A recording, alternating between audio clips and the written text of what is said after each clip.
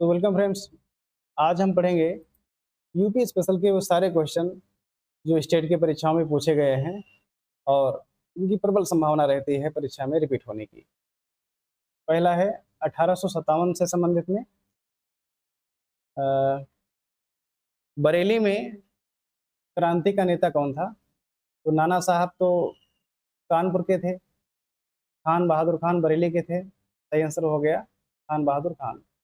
हजरत महल लखनऊ से। कुंवर सिंह जगदीशपुर से। ये टेबल है, टेबल रख लीजिएगा, बहुत महत्वपूर्ण है। लखनऊ बेगम हजरत महल, कानपुर नाना साहब, झांसी लक्ष्मीबाई, प्रयागराज। इस तरह से ये टेबल पूरी आप तैयार कर लो, ये बहुत महत्वपूर्ण है। नेक्स्ट है हड़प्पा संस्कृति के पूर्वी सीमा का निर्धारण। तो हम संस्कृति ये जाने कि उत्तर से दक्षिण, पूर्व से पश्चिम, ये कहाँ से कहाँ तक फैली थी। तो ये जम्मू कश्मीर से लेकर के दैमाबाद महाराष्ट्र तक, पूर्व में उत्तर प्रदेश आलमगीरपुर से लेकर के ये पाकिस्तान में तुतकांग इंडोर यहाँ तक फैली थी। तो ये उत्तर में क्या हो गया, जम्मू कश्मीर, दक्षिण में दैमाबाद महाराष्ट्र, पूर्व में आलमगीरपुर और पश्चिम में पाकिस्तान तुतकांग इंडोर तक। तो क्वेश्चन क्या कह रहा था कि पूर्वी सीमा, पूर्वी में क्या हो जाएगा, आलमगीरपुर।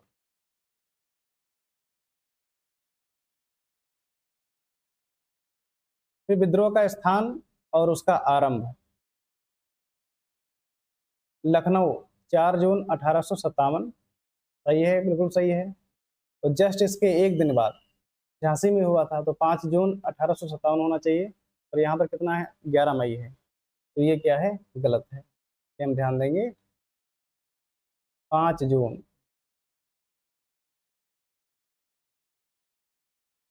बाकी मेरठ 10 मई सही है। बैरकपुर 29 मार्च सही है।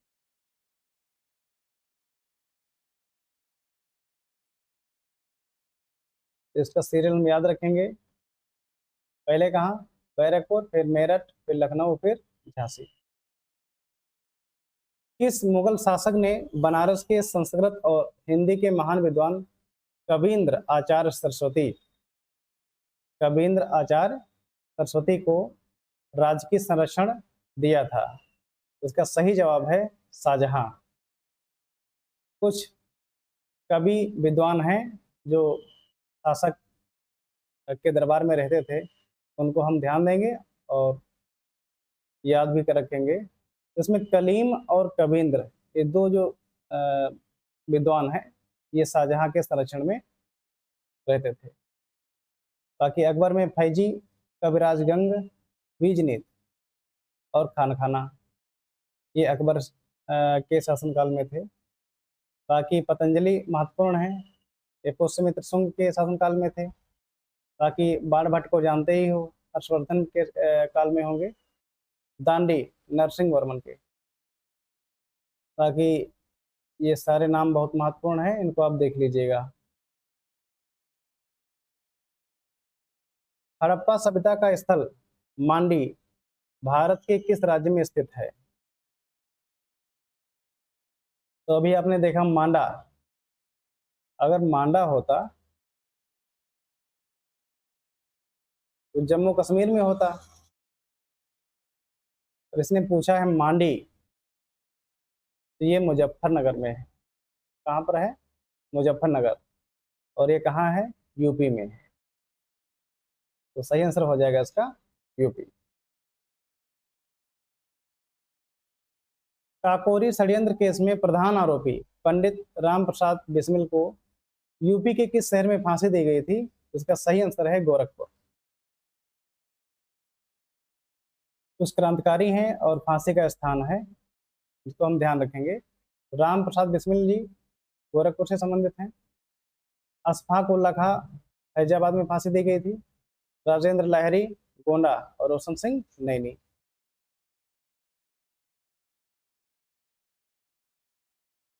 अंग्रेजों के विरुद्ध बनारस विद्रोह का नेतृत्व किसने किया था?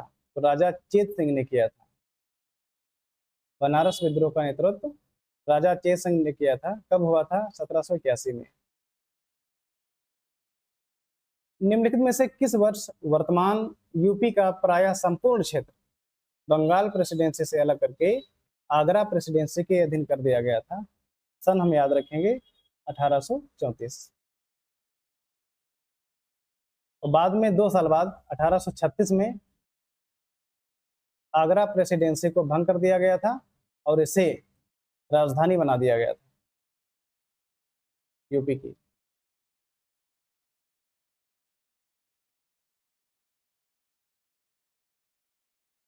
वर्तमान यूपी में भारत के प्राचीनतम 16 महाजनपद, इनमें से कितने महाजनपद यूपी में स्थित हैं? तो इसके आधे। कितने महाजनपद हुए थे? 16 हुए थे। जानकारी हमको कहाँ मिलती है? तो बौद्ध ग्रंथ में देखें तो अंगुत्तर निकाय और महावस्तु में मिलती है। जैन ग्रंथ में देखेंगे तो भगवती सूत्र में मिलती है। तो टोटल 16 महाजनपद थे, इसमें से 8 महाजनपद यूपी में स्थित थे।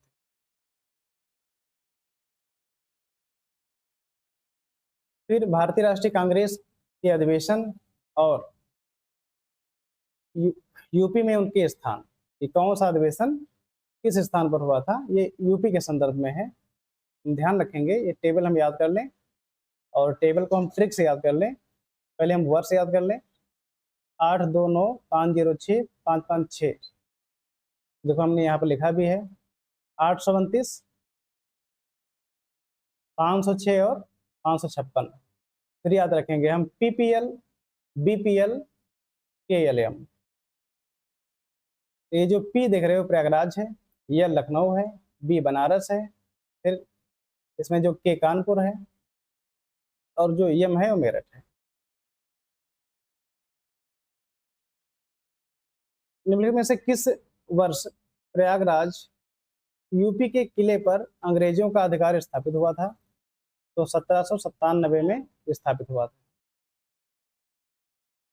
स्वतंत्र भारत के उत्तर प्रदेश के पहले गवर्नर कौन थे? तो सरोजिनी नायडू। निम्नलिखित में से किस वंश के शासकों को पुराणों में श्री पर्वती कहा गया है? तो इक्ष्वाक वंश के जो शासक थे उन्हें श्री पर्वती कहा गया है। मौर्य काल में एग्रोनॉमी अधिकारी किस क्षेत्र से संबंधित थे? तो ये एग्रोनॉमी जो अधिकारी थे, ये 2 काम देखते थे, एक मार्ग निर्माण और दूसरा राजस्व प्रबंधन।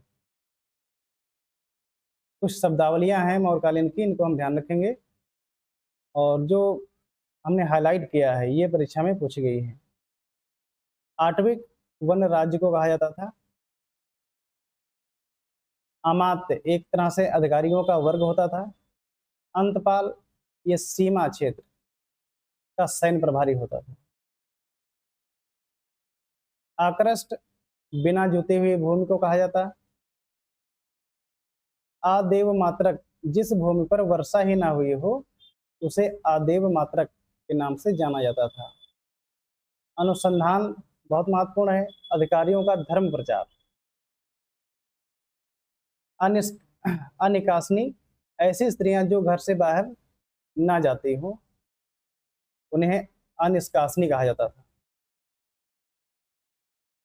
एग्रोनोमोई नगर की जो सड़क है, नगर की सड़क के निर्माण के अधिकारी अग्रोनोमोई कहे जाते थे। ये पूछा गया कई बार, ये महत्वपूर्ण है।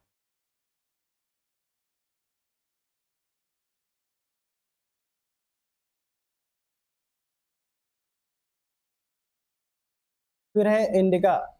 इंडिका मेगास्थनीज की पुस्तक है और इसको आगे बढ़ाने वाले पूछे गए हैं कभी स्ट्रोबे, प्लिनी और डायोडोरस। इन 3 लोगों ने इंडिका को आगे बढ़ाया है। फिर सेल्यूकस का उत्तराधिकारी जिसने बिंदुसार के पास डायमेकस नामक दूत भेजा था उसका नाम है एंटियोकस प्रथम। क्रस्ट किसे कहा जाता था? जुती हुई भूमि को। आकृष्ट बिना जुती हुई भूमि को। कंटक शोधन ये फौजदारी न्यायालय से संबंधित है। फिर इसमें महत्वपूर्ण है खावेटिक। 200 गांवों का जो न्यायालय होता था उसे खावेटिक कहते थे। छोटे स्तर के जो राजस्व अधिकारी हुआ करते थे उनको गोप कहते थे। ग्रामीणी ग्रामीणी ग्रामीण प्रशासन का उत्तराधिकारी उत्तरदायी कर्मचारी गूढ़ पुरुष गुप्तचर कहलाते थे।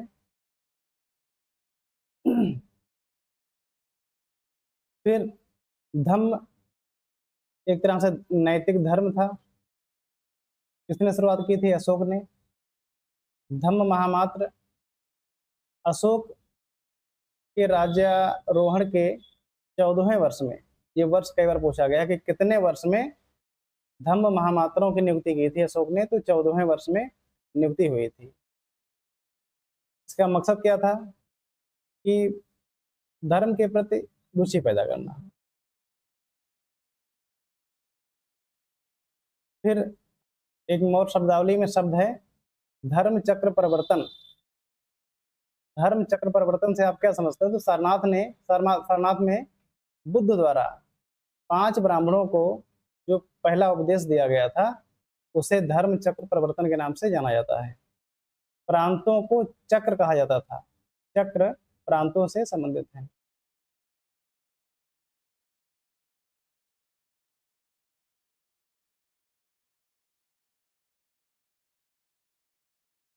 फिर मौर्य शब्दावली में तीर्थ का क्या अर्थ है? तीर्थ, तो तीर्थ एक तरह से अधिकारियों के विभाग होते थे।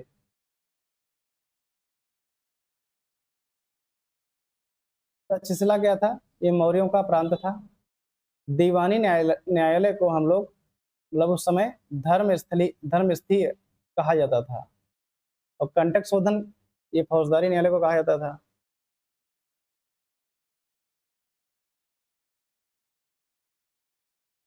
फिर ये आता है निग्रोध। निग्रोध अशोक के जो बड़े भाई सुमन थे उसके पुत्र को ये निग्रोध कहा गया है। प्रादेशिक जिलाधिकारी होते थे उस समय के। प्रणय एक आपातकालीन कर हुआ करता था।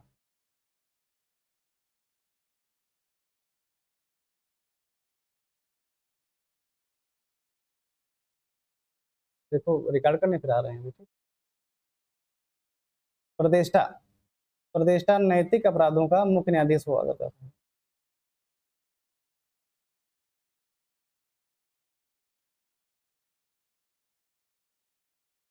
कौन सा प्रांत चंद्रगुप्त मौर्य को दहेज में मिला था?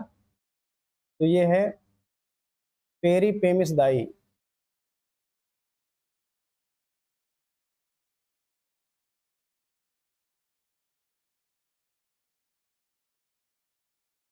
गौशाला निरीक्षक ब्रजभूमि कहलाते थे।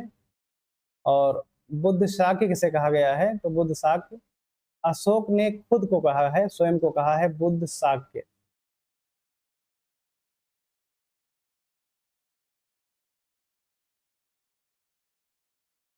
मौर्य वंश का अंतिम जो सम्राट था वो बृहद्रथ था। भाग क्या होता है? भाग भूमिकर में राजा का हिस्सा होता था। और मूसिक कर मूसिक कर ये कौन सा कर था? जब राज्य में प्लेग नामक एक महामारी फैली थी उस समय नागरिकों से एक टैक्स लिया गया था, मूसिक कर जिसे नाम कहा है, मूसिक कर।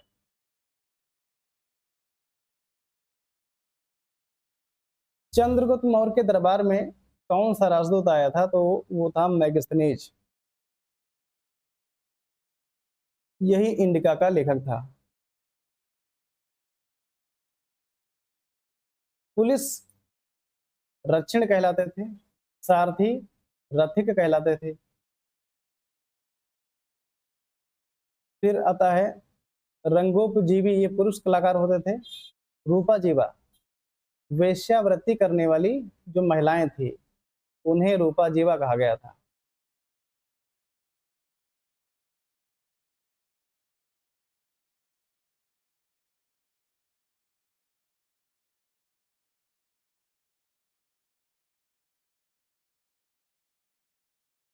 संस्था, एक स्थान पर कार्य करने वाले गुप्तचरों को संस्था कहा गया था। संचारा, वे गुप्तचर जो भ्रमणशील थे, उन्हें संचारा कहा गया। समाहर्ता को, जो टैक्स वसूलता है, उसे समाहर्ता यानी कलेक्टर कहा जाता था। कौटिल्य ने एक सप्तांग सिद्धांत दिया था। सप्तांग सिद्धांत, तो पूछा जाता है कि उसमें सप्तांग सिद्धांत में कौन कौन से तत्व थे, तो उसमें पहला स्थान राजा का था, दूसरा अमात्य का, तीसरा जनपद, चौथा दुर्ग, पांचवा कोष, छठा सेना, सातवां मित्र। सीता अध्यक्ष क्या होता था? तो सीता अध्यक्ष कृषि विभाग का अध्यक्ष हुआ करता था। सन्निधाता, ये कोषाध्यक्ष हुआ करता था। सरकारी भूमि से जो आय प्राप्त होती थी उसे सीता कहते थे। 10 गांवों के मुख्यालय को संग्रहण और स्थानिक क्या हुआ करता था? तो स्थानिक एक जिला राजस्व अधिकारी हुआ करता था। जो टैक्स जनता से नगद लिया जाता था उसे हिरण्य टैक्स के नाम से जाना गया।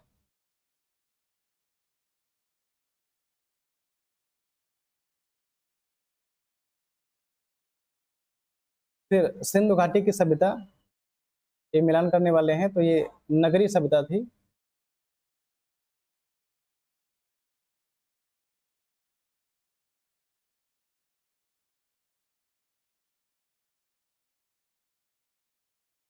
मध्यकाल, इसको हम जोड़ देंगे यहाँ से, जमींदारी से।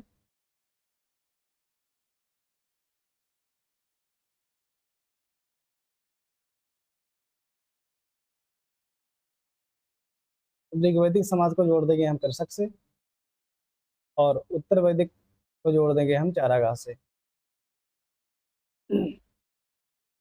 हठ योगी के संदर्भ में कौन से कथन सही हैं? तो हठ योगी नागपंथियों द्वारा अपनाया जाता था। हठ योग क्रिया को सूफी संतों ने भी अपनाया है, तो दोनों के दोनों सही सही जवाब हैं इसके। गोरखनाथ के जो अनुयायी थे, ये मुख्य रूप से हठ योग की साधना करते थे। उन्हें नाथ योगी भी कहा जाता है। और हठ योग, ये मुद्राओं का अभ्यास था, शारीरिक जो मुद्राएं हैं उनका अभ्यास था।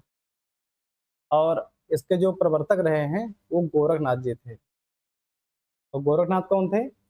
ये नाथ संप्रदाय के संस्थापक मत्स्येंद्र नाथ के शिष्य थे। बाकी ज्यादा नहीं याद कर रखना है।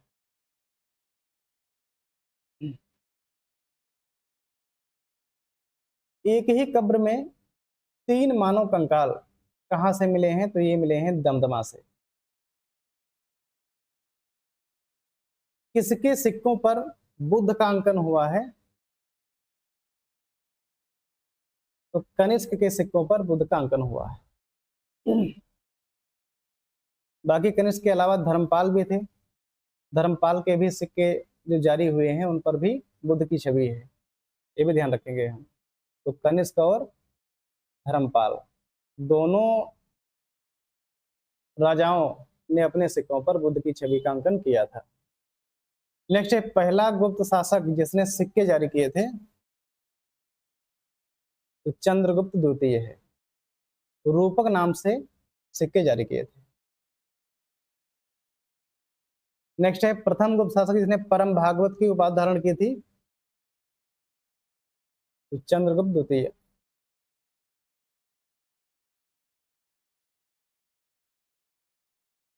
पुष्यमित्र शुंग द्वारा 2 अश्वमेध यज्ञ किए जाने की जानकारी हमको किस अभिलेख से मिलती है? वो मिलते हैं अयोध्या अभिलेख से। हर्ष ने अपनी राजधानी थानेश्वर से कहाँ स्थानांतरित की थी? तो कन्नौज में।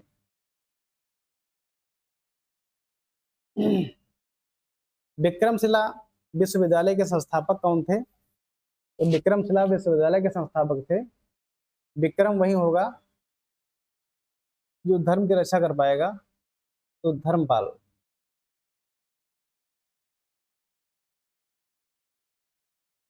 तो विक्रमशिला विश्वविद्यालय के संस्थापक थे धर्मपाल। फिर पूछा गया है कई बार कि त्रिकोणात्मक संघर्ष किन किन के बीच में हुआ है, तो पीपीआर के बीच में हुआ है, पाल, प्रतिहार, राष्ट्रकूट। दिल्ली का प्रथम मुस्लिम शासक कौन था? कुतुबुद्दीन ऐबक था। दिल्ली में गुलाम वंश का पहला शासक और पहला मुस्लिम शासक, ये दोनों कुतुबुद्दीन ऐबक थे। महिला शासक रजिया अल दीन थी, और भारत पर सबसे पहले आक्रमण करने वाला कोई मुस्लिम शासक था, वो था मोहम्मद बिन कासिम। फिर है, दिल्ली पर आक्रमण करने वाला पहला राजा कौन सा था? भारत बाबर। भारत पर जब बात आएगी तो मोहम्मद बिन कासिम का नाम आएगा, दिल्ली पर जब बात आएगी तो बाबर नाम आएगा, और पहले शासक की बात आएगी कुतुबुद्दीन ऐबक।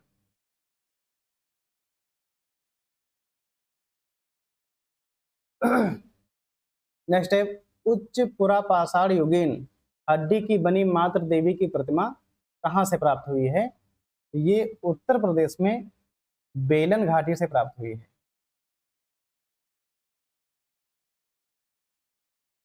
मंगोल आक्रमणकारी चंगेज खान भारत के उत्तर पश्चिमी सीमा पर निम्न में से किसके काल में भारत आया था? ये इल्तुतमिश के काल में भारत आया था। दिल्ली के किस सुल्तान के विषय में कहा गया है कि उसने रक्त और लौह की नीति अपनाई थी? तो बलबन। किसने नवरोज, एक फारसी त्योहार था, उसका आरंभ करवाया? तो बलबन ने आरंभ करवाया। टोपरा और मेरठ से दो अशोक स्तंभ लेख दिल्ली कौन लेकर आया था? तो एक तरह से ता से टोपरा और ता से तुगलक, तुम ध्यान रखेंगे कि तुगलक, फिरोज शाह तुगलक ही लेकर आया था। निम्नलिखित में से किस सुल्तान ने एक नगर बसाया जहां अब आगरा है? सिकंदर लोदी, सब जानते हैं। कोई व्यक्ति, किसी व्यक्ति उसका धर्म, संप्रदाय या जात ना पूछे, किसने कहा था? रामानंद जी ने।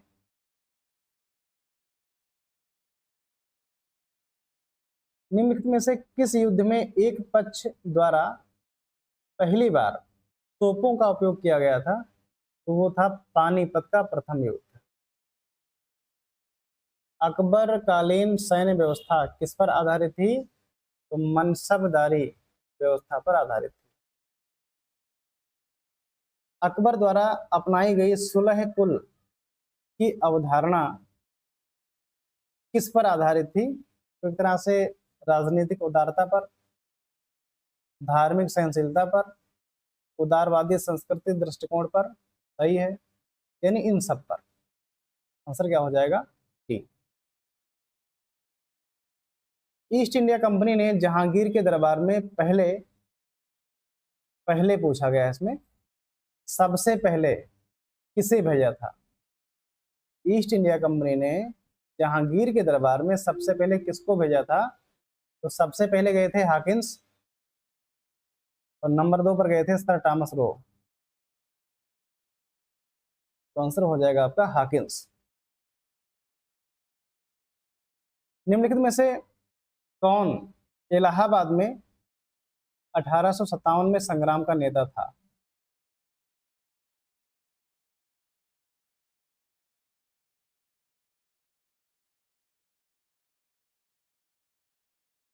तो इलाहाबाद में नाना साहब तो कानपुर के थे, नहीं, हजरत महल लखनऊ के थे, पता टोपे ये भी कानपुर के थे, ये थे लियाकत अली खान।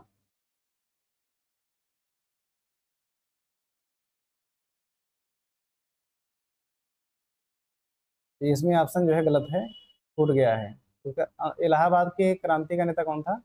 इलाहा इलाहाबाद में लियाकत अली खान। ठीक है, आगे देखते हैं। देवबंद आंदोलन यूपी में कब आरंभ हुआ? तो 1866 में आरंभ हुआ। जो देवस्थान को क्या करे, बंद करे, उसके छक्के छुड़ा दो। 1866। हिंदुस्तान रिपब्लिकन संगठन की स्थापना कहाँ पर हुई थी? ये कानपुर में हुई थी। कब हुई थी? 1924 में। तो इतनी का ये वाली है, आप देख सकते हैं। चंद्रशेखर आजाद की शहादत कहाँ हुई थी? इलाहाबाद में। अगला, वह कौन सी जगह थी जहां पर अखिल भारतीय किसान सभा का पहला अधिवेशन हुआ था? लखनऊ में हुआ था। निम्नलिखित में से सिंधु सभ्यता से संबंधित कौन से केंद्र यूपी में स्थित हैं? तो आलमगीर और हुलास। 1857 की क्रांति का प्रमुख कारण क्या था? तो प्रमुख कारण अब नीतियां ही रही होंगी, ब्रिटिश समाज की नीति।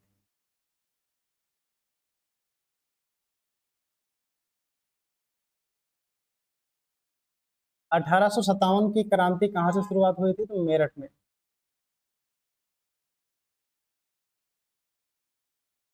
1857 के स्वाधीनता संघर्ष की वीरांगना महारानी लक्ष्मीबाई का जन्मस्थली, लक्ष्मीबाई जी की जन्मस्थली वाराणसी थी। 1857 के बरेली विद्रोह का नेता कौन था? तो सबसे पहला क्वेश्चन यही करवाया था हमने, खान बहादुर खान। रानी लक्ष्मीबाई को अंतिम युद्ध में किससे सामना करना पड़ा था? हीरो से। 1857 के संघर्ष में भाग लेने वाले सिपाहियों की सर्वाधिक संख्या कहाँ से थी? तो अवध से थी, अपने यूपी से। नाना साहब का कमांडर इन चीफ कौन था? तो नाना साहब का कमांडर कौन था? तात्या टोपे। 1857 के निम्नलिखित क्रांतिकारी में से किसका वास्तविक नाम रामचंद्र पांडुरंग था? तो तात्या टोपे का नाम था। 1857 के विद्रोह में निम्नांकित में से कौन संबंध नहीं था? हजरत महल ये तो थी, कुंवर सिंह भी थे, अब्दुल्ला साहब भी थे, उधम सिंह नहीं थे। भारत में शिक्षित मध्यम वर्ग ने शिक्षित पढ़े लिखे लोग, थोड़ा मध्यम वर्गीय लोग 1857 के विद्रोह से तटस्थता बनाए रखी थी। ये आपका आंसर सही है। ये असफल क्यों हुआ था? क्योंकि कई कारण, असफल होने के कई कारण होते हैं, यही हम टिक कर देते हैं उपरोक्त सभी। अब आगे बढ़ लीजिएगा। भारतीय स्वाधीनता आंदोलन का सरकारी इतिहासकार कौन था? एसएन सेन थे। अपनी फांसी से पहले किस क्रांतिकारी ने कहा था कि अब मैं केवल अपनी माँ का दूध पीऊंगा? तो वो थे राम प्रसाद बिस्मिल जी। भारत सरकार के संस्कृति मंत्रालय ने आजादी का महोत्सव एक अंक के रूप में जून 21 में शहीद राम प्रसाद बिस्मिल की जयंती पर यूपी में किस जगह पर मनाया गया था? तो शाहजहांपुर में।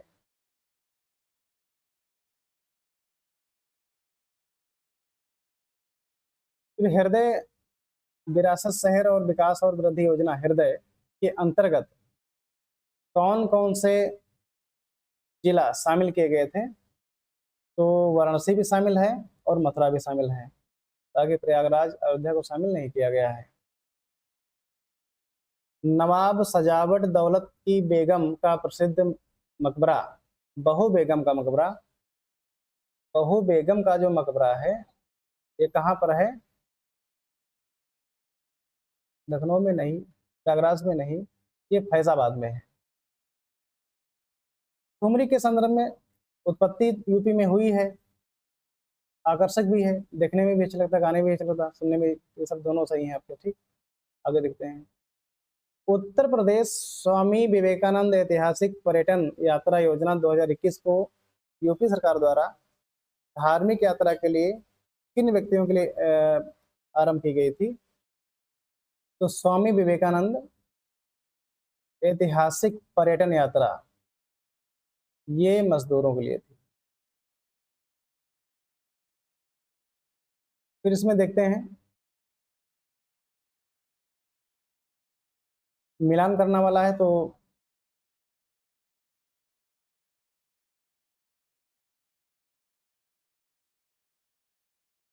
आगरा सिटी, सिकंदर लोदी,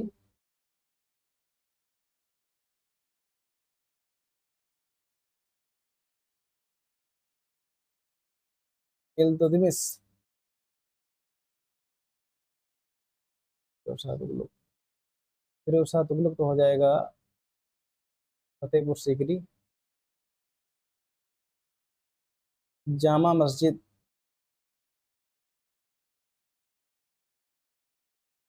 अकबर, ये हो गया बदायूं। ठीक,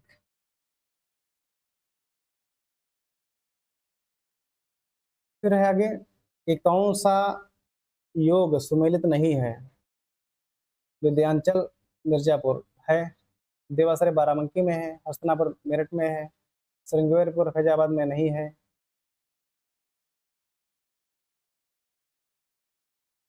जो मलिहाबादी,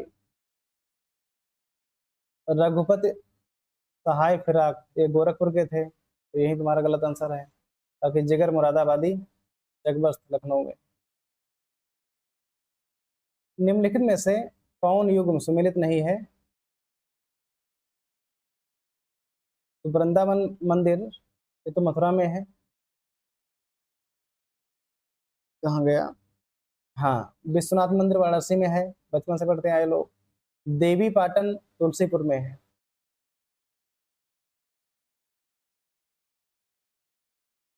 जेके मंदिर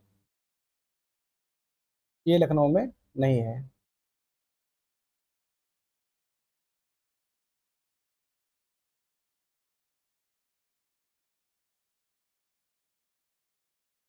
अमीर खुसरो एटा से संबंधित है, सही है।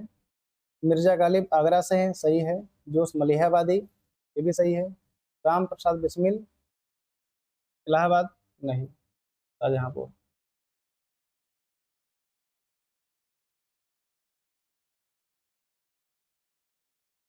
देवा शरीफ बाराबंकी में है।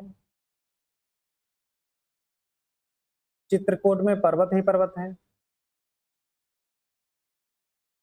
कनक भवन अयोध्या में है भाई, जहाँ मंदिर बना हुआ है। कालिंजर दुर्ग ये बांदा में है।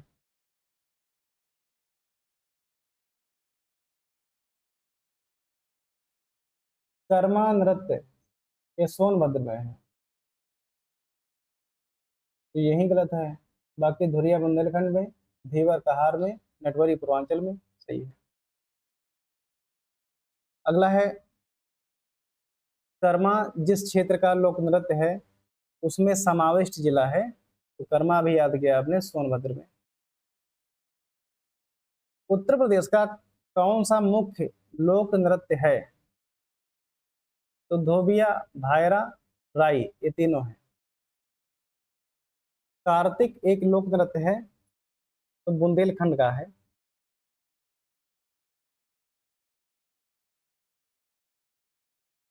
निम्नलिखित लोक नृत्य में से कौन यूपी के बुंदेलखंड क्षेत्र का लोक नृत्य नहीं है?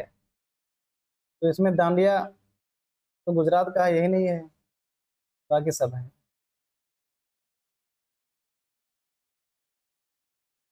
यूपी के ब्रजमंडल का संबंध किस लोक नृत्य से है? ब्रजमंडल में चरकुला नृत्य होता है, चरकुला।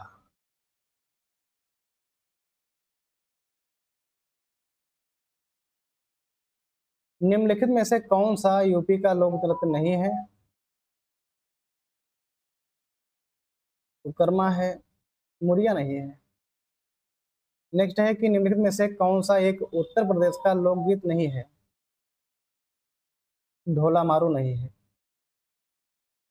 बाकी सब है। यूपी का प्रमुख लोकगीत क्या है?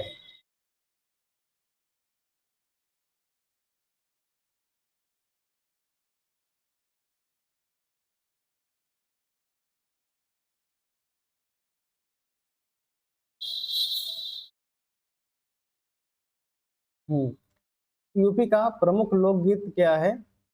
तो कव्वाली नहीं, टप्पा नहीं, धमार भी नहीं, बिरहा। बहुत प्राचीन है ना, इसलिए। हरिदास जयंती कहाँ मनाई जाती है? तो झांसी में नहीं, मथुरा में नहीं, वृंदावन में हाँ जी, वाराणसी में नहीं।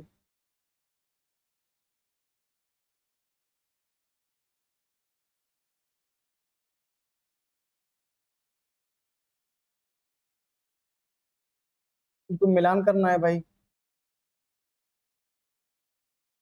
बिरहा।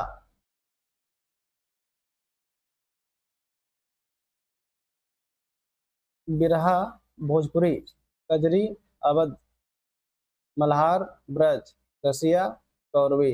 सब आमने आमने सामने है। निम्नलिखित में से कौन एक सुमेलित नहीं है? देवाश्री बाराबंकी में है, आल्हा महोबा, कर्मा मथुरा, कजरी मिर्जापुर। तो यही नहीं है, कर्मा सोनभद्र। बताइए कौन सा लोक संगीत दिए गए स्थान से सुमेलित नहीं है? कजरी बनारस से संबंधित है। जी हाँ, बिल्कुल है। बिरहा नहीं है। होली ब्रज से है। नौटंकी हाथरस से है। तो ये वाला सुमेलित नहीं है।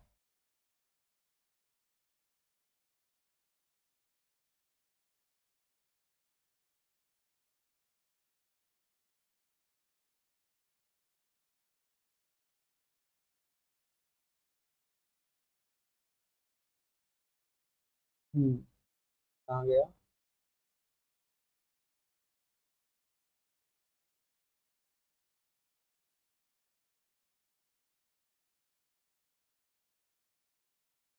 हाँ, नेक्स्ट है। मिर्जापुर किस लिए प्रसिद्ध है?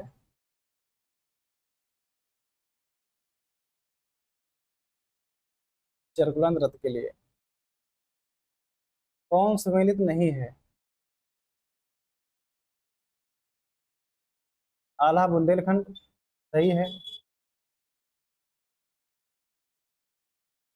बिरहा, बिरहा पूर्वांचल, ये भी सही है।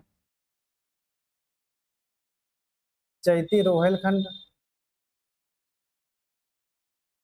कजरी अवध, ये नहीं है। निम्नलिखित युग्मों में से कौन सा एक सुमेलित नहीं है?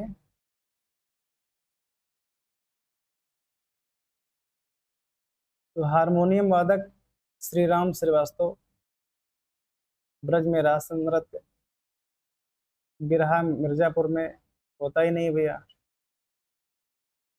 यही नहीं सम्मिलित है। और देखते हैं। हाथरस एवं कानपुर परंपराओं का संबंध है। हाथरस और कानपुर रंगमंच से। उत्तर प्रदेश में लठमार होली बरसाना में।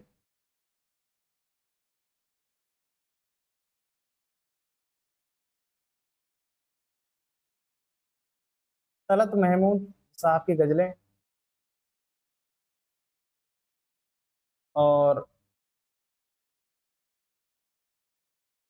कुमरी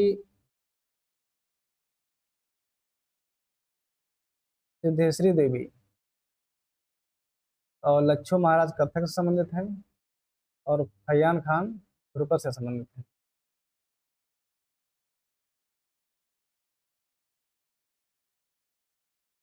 कौन सम्मिलित नहीं है? तो बाकी सब सम्मिलित हैं, केवल बिरहा को छोड़ करके। ये पूर्वांचल का है। कौन बनारस घराने से संबंधित है? तो ये है रसूलन भाई। बाकी याद कर लीजिएगा, ये सब के सब जो है बनारस घराने से संबंधित है। प्रसिद्ध ठुमरी गायिका गिरजा देवी का जन्म किस शहर में हुआ था? तो वाराणसी में हुआ था।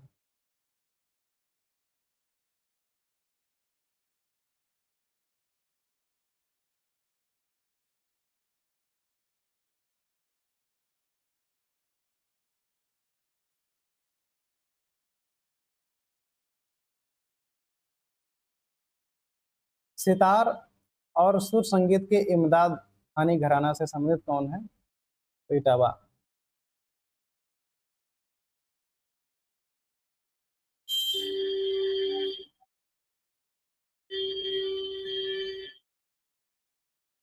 तो कौन सा यूपी से संबंधित है? तो वो है कथक। कथक। किसने लखनऊ के सांस्कृतिक क्रियाकलापों में योगदान नहीं दिया है? तो वो है मेहंदी।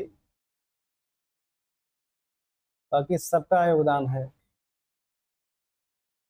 किसने शंभू महाराज को हिंदुस्तानी शास्त्रीय संगीत की शिक्षा दी थी? तो रहीमुद्दीन खान ने। यूपी में राष्ट्रीय कथक संस्थान कहाँ है?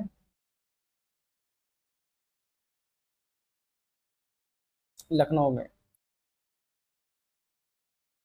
उत्तर प्रदेश उत्तर मध्य क्षेत्र सांस्कृतिक केंद्र कहाँ है? इलाहाबाद में है। गुरु पूर्णिमा पर्व ये व्यास जी को समर्पित है। मुड़िया मेला का आयोजन कहाँ होता है? तो गोवर्धन में होता है। कौन सी योजनाएं यूपी से संबंधित हैं? तो अनूठी उपहार योजना ये यूपी से संबंधित है।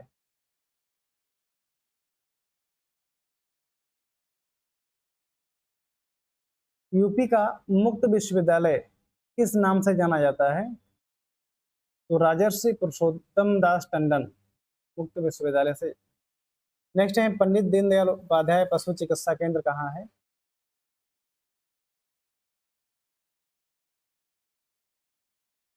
पशु चिकित्सा केंद्र तो ये है मेरठ में।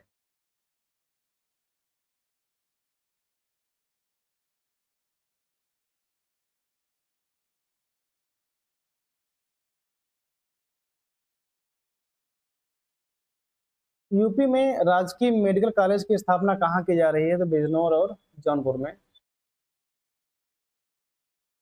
यूपी में कृषि विश्वविद्यालय की संख्या कितनी है? तो 7 है।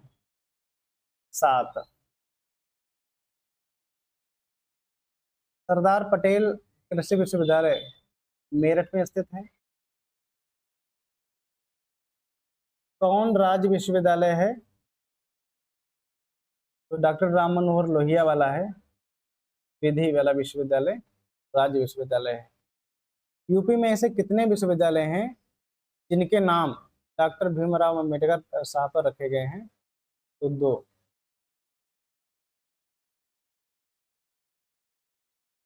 यूपी के किस नगर में राजकीय ललित कला अकेदमी है? तो लखनऊ में है। निम्न में से कौन काशी विद्यापीठ का संस्थापक है? बाबू शिव प्रसाद गुप्त जी हैं। संगीत शिक्षा हेतु यूपी में जो पहले संगीत महाविद्यालय स्थापित हुआ था वो कौन सा था? तो ये भातखंडे वाला, क्योंकि यही 1926 में स्थापित हुआ था। भातखंडे 26 ललित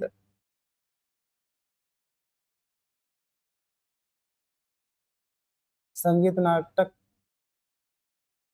भारतेंदु नाट्य। मौलाना मोहम्मद अली जौहर विश्वविद्यालय के नाम से एक अल्पसंख्यक शिक्षा संस्थान की स्थापना हुई है रामपुर में।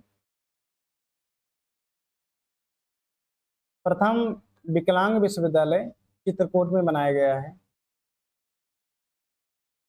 गुरु गोविंद सिंह स्पोर्ट्स कॉलेज कहाँ पर अवस्थित है? तो गुरु गोविंद सिंह स्पोर्ट्स कॉलेज ये लखनऊ में है।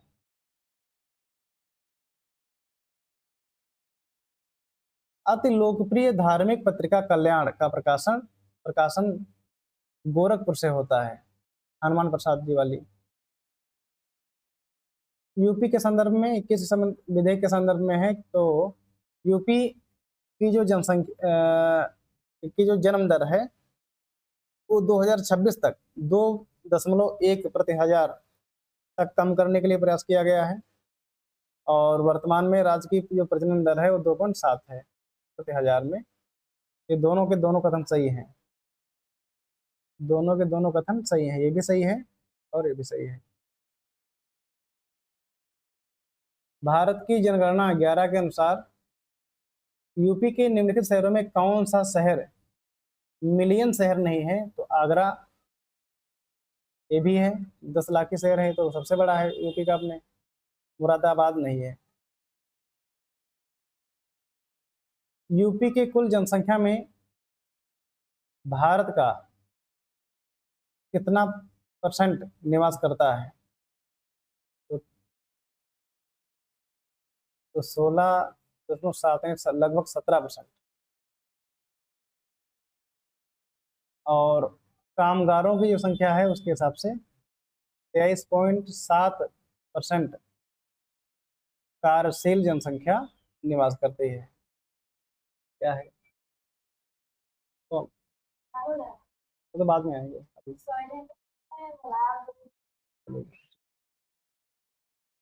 किस जनपद में अगरिया जनजाति निवास करती है?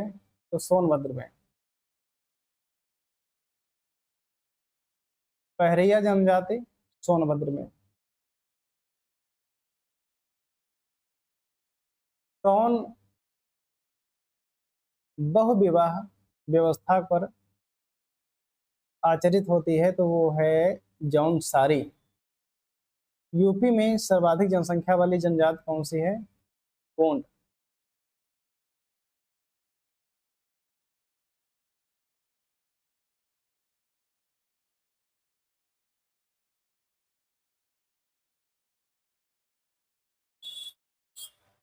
चार कथन है, विचार करना है कि यूपी की जनसंख्या का 25% से कम शहरी क्षेत्र में रहता है।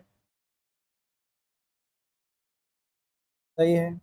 यूपी भारत में सर्वाधिक शहरी जनसंख्या वाला राज्य है? नहीं, गोवा है।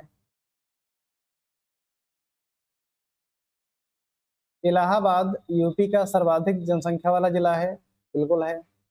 कवाल नगर 10 लाख जनसंख्या प्लस वाले नगरों की श्रेणी में आता है? बिल्कुल आता है। तो ये वाला इसका सही आंसर है। निम्न में से किस जनजाति में ब्राह्मणों का स्थान सबसे ऊंचा है? बक्सा, बुक्सा यानी। निम्नलिखित यूपी के जनपदों में भिक्सा जनजाति कहाँ पाई जाती है? बिजनौर और आगरा आगरा में पाई जाती है। निम्नलिखित में से कौन सा युग्म सही सम्मिलित है? माहीगीर, बहराइच।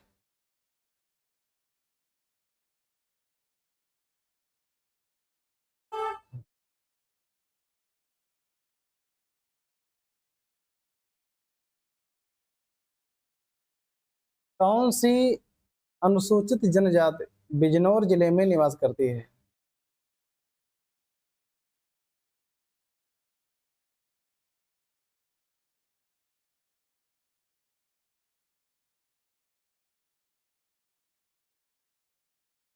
माहीगीर।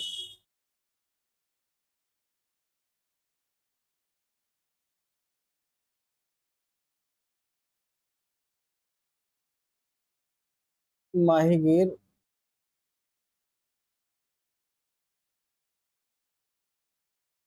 बिजनौर जिले में माहीगीर जनजाति निवास करती है, और इसका आंसर ये गलत हो गया भैया।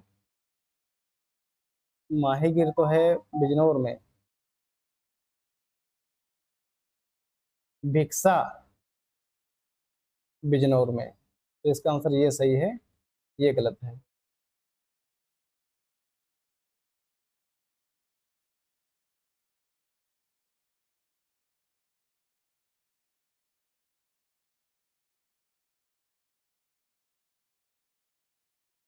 थारू गोरखपुर में, सहरिया ललितपुर में, बुक्सा भोक्सा माहेगिर बिजनौर में, अगरिया करहिया चेरो ये सोनभद्र में, थारू बहराइच में।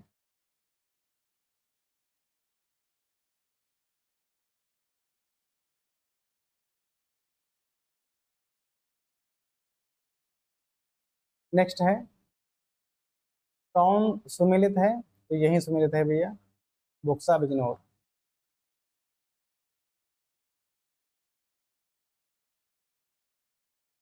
सर्वाधिक अनुसूचित जनजाति के परसेंट वाला जिला कौन सा है? तो मिर्जापुर है।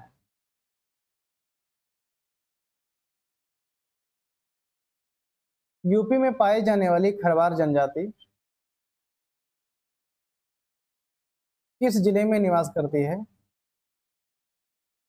सभी जिलों में।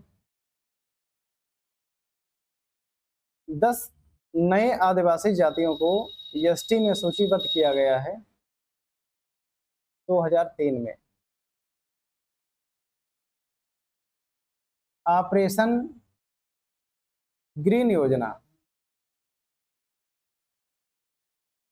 ऑपरेशन ग्रीन योजना का शुभारंभ कब हुआ?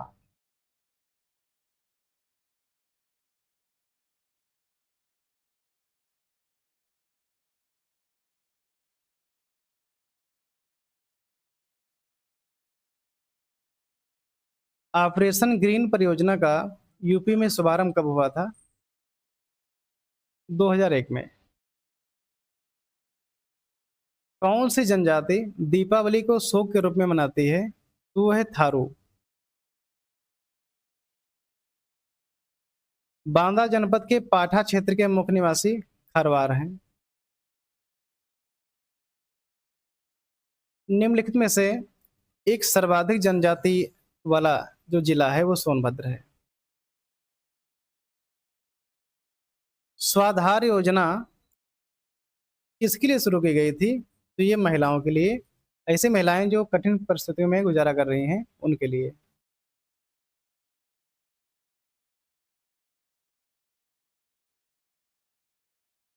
यूपी में पंचायती राज संस्थाओं में महिलाओं के लिए आरक्षित स्थानों की संख्या कितनी है? तो 1/3। यूपी के कुल ऐसे शहर जो स्मार्ट सिटी से आच्छादित हैं, तो वो 10 शहर हैं। संसद में यूपी का जो प्रतिनिधित्व है, राज्यसभा में 31 सीटें हैं, लोकसभा में 80 सीटें हैं। दोनों कथन सही है। यूपी के राज्य लोक सेवा आयोग के कार्यों का विस्तार किसके द्वारा किया जा सकता है? तो विधानमंडल के द्वारा।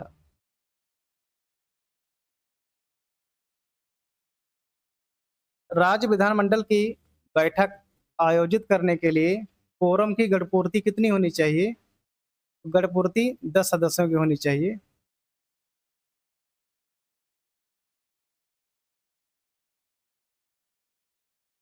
यूपी में उच्च न्यायालय ने कैसे कार्य निर्धारित किए हैं? तो जो हाईकोर्ट है वो इलाहाबाद में है, उसकी जो न्यायपीठ है वो लखनऊ में है। ग्राम पंचायतों का गठन अनुच्छेद 40 में है। विधान परिषद की स्थापना और उसे भंग करना 169 में है।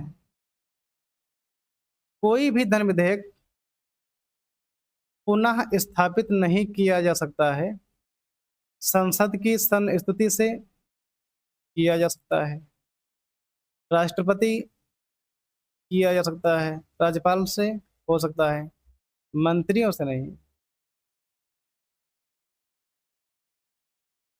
राज्यपाल की नियुक्ति कौन करता है? तो भारत का राष्ट्रपति जी करता है। विधान परिषद का जो सृजन है 169 में है। लोक सेवा आयोग के खर्चे राज्य की संचित निधि पर निर्भर करते हैं। राज्य का राज्यपाल मंत्रिपरिषद के परामर्श से क्या स्वतंत्र कार्य कर सकता है? हाँ, विधानसभा में इसके लिए वो अपना जो है बहुमत सिद्ध करने को कहेगा। अनुच्छेद 226 के द्वारा हाईकोर्ट अगर कोई निर्देश देता है तो क्या उसे बदला जा सकता है? नहीं, किसी के द्वारा नहीं। त्रिस्तरीय वाली बात बलवंत राय मेहता साहब ने कही थी। कौन जनता द्वारा प्रत्यक्ष निर्वाचित होता है? प्रधान जी होते हैं। क्षेत्र पंचायत नहीं होते हैं, क्षेत्र सदस्य होते हैं। जिला पंचायत सदस्य होते हैं, जिला पंचायत अध्यक्ष नहीं होते हैं। तो सरपंच। इसमें दो ऑप्शन सही हैं, पहला वाला और सरपंच होता। अगर पंच भी होता तभी वो सही होता। उत्तर प्रदेश के प्रथम राज्यपाल कौन थे? सरोजिनी नायडू। कुछ नाम है तुम ध्यान रखेंगे। और आगरा अवध संयुक्त प्रांत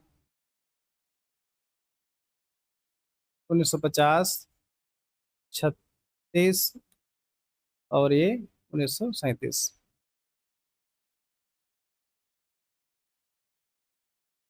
यूपी का जो मेयर होता है वो सब कुछ हो सकता है भैया, लेकिन पूर्ण नियंत्रण नहीं कर सकता। मतलब वो कलेक्टर थोड़ी बन जाएगा। निम्नलिखित में कौन उत्तर प्रदेश के मुख्यमंत्री नहीं रहे हैं? तो ये केसी पंत नहीं रहे हैं, बाकी सब रह चुके हैं। यूपी में दो सीएम रह चुके हैं। पहली सुचेता कृपलानी थी, दूसरी मायावती। दो राज्यपाल रह चुके हैं, पहली सरोजिनी नायडू, दूसरी आनंदीबेन पटेल। यूपी की पहली मुख्यमंत्री सुचेता कृपलानी।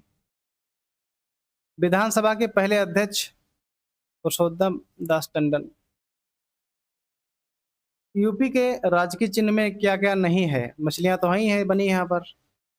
इसमें क्या क्या है? मछलियां हैं, धनुष है, तीर है, मोर नहीं है।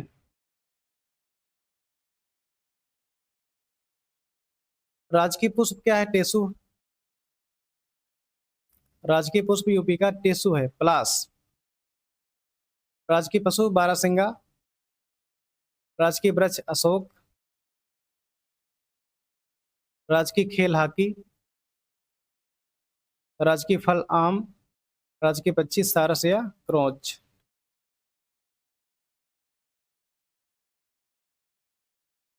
यूपी का राजकीय पक्षी क्या है? क्रोच या सारस। यूपी को चार छोटे छोटे प्रदेशों में बांटने का प्रस्ताव कब पारित किया गया था? तो 2011 में, 21 नवंबर 2011 में।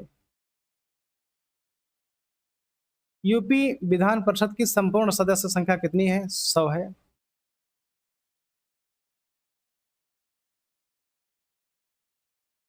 कौन सा एक कथन सही नहीं है? तो राजनीतिकरण पर किसी चीज को हम नहीं बना सकते हैं, बाकी हर चीज का कानून होगा, एक नियम होता है, सिद्धांत होते हैं।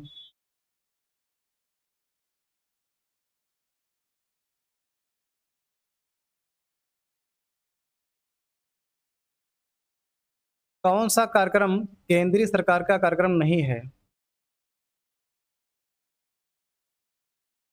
मनरेगा है, गंगा एक्सप्रेसवे, ग्रामीण स्वास्थ्य मिशन ये भी है, पंडित नेहरू उत्कर्ष योजना।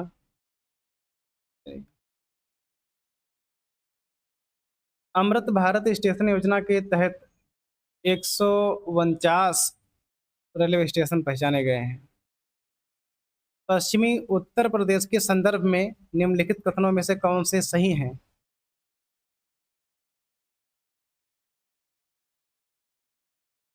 तो दोनों सही हैं। एक जनपद और एक उत्पाद योजना।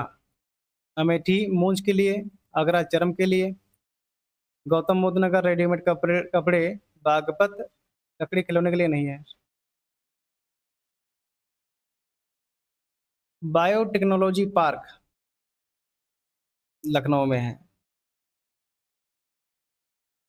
यूपी गवर्नमेंट ने फैसला किया है कि ट्रेपेजियम जोन को पर्यावरण मित्रवत ग्रीन पावर प्रदान करें। यह ग्रीन पावर है क्या, किस पर आधारित है? यह खोई पर आधारित है। भारत एवं एशिया का प्रथम डॉल्फिन शोध केंद्र पटना में। उत्तर प्रदेश में किस जिले में पुलिस संग्रहालय की स्थापना की गई है? गाजियाबाद में। निम्नलिखित किस जनपद में आर्यभट्ट नक्षत्रशाला है? वो है रामपुर में। डॉक्टर भीमराव अंबेडकर नामक नक्षत्रशाला ये भी रामपुर में है। जवाहर तारामंडल प्लेनेटेरियम प्रयागराज में है। निम्नलिखित राज्यों में से किस में भारत के कुल पोलियो प्रभावित लोग रहते हैं सबसे ज्यादा? तो यूपी में रहते हैं। फिर है उस जनपद को चिन्हित कीजिए जिसमें जानवरों के लिए पॉली क्लिनिक नहीं है। लखनऊ में है, झांसी में नहीं है, और मुजफ्फरपुर में भी है, गोरखपुर में भी है। ठीक है। नेक्स्ट है भारत के 22 क्रांतिक प्रदूषित क्षेत्रों में कौन सा क्षेत्र शामिल है? तो सिंगरौली शामिल है। यूपी के निम्नलिखित नगरों में से किसे स्मार्ट सिटी विकास में नहीं चुना गया है? तो गाजियाबाद को नहीं चुना गया है, बाकी सबको चुना गया है।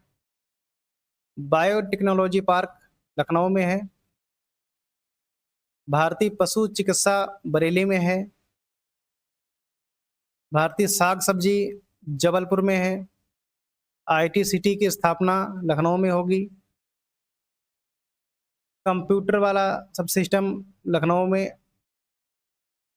कौन सा सूचना प्रौद्योगिकी की शब्दावली का भाग नहीं है? प्रोटोकॉल है, लॉगिन है, बी आर्च आर्ची वाला इसमें शब्द नहीं है। फिर है सुमेलित करना, खाद्य पार्क नोएडा में है। वल्लभ भाई पटेल कृषि विद्यालय मेरठ में है। दलहन कानपुर में है। ये नहीं है पहला वाला। भारतीय सूचना प्रौद्योगिकी संस्थान जहां स्थापित किया गया है वो है प्रयागराज। इंदिरा गांधी नक्षत्रशाला लखनऊ में है। कौन सी सूचना प्रौद्योगिकी शब्दावली नहीं है? साइबर स्पेस है, अपलोड है, ये नहीं है, मॉडेम है। विज्ञान एवं प्रौद्योगिकी परिषद का गठन 75 में किया गया था। केंद्रीय औषधि एवं सुगंधित पौधों का अनुसंधान संस्थान लखनऊ में है। जापानी इंसेफेलाइटिस अनुसंधान केंद्र यूपी ही बनाएगा। सरदार वल्लभ भाई पटेल कृषि विश्वविद्यालय मेरठ में है। शीलाधर मृदा विज्ञान संस्थान प्रयागराज में है। जैविक आपदा ताजमहल के पास वाली नदी यमुना। केंद्रीय औषधि अनुसंधान संस्थान कहाँ है? CDRI लखनऊ में है। यूपी में किस स्थान पर परमाणु ऊर्जा केंद्र नरोरा? केंद्रीय पक्षी अनुसंधान संस्थान बरेली।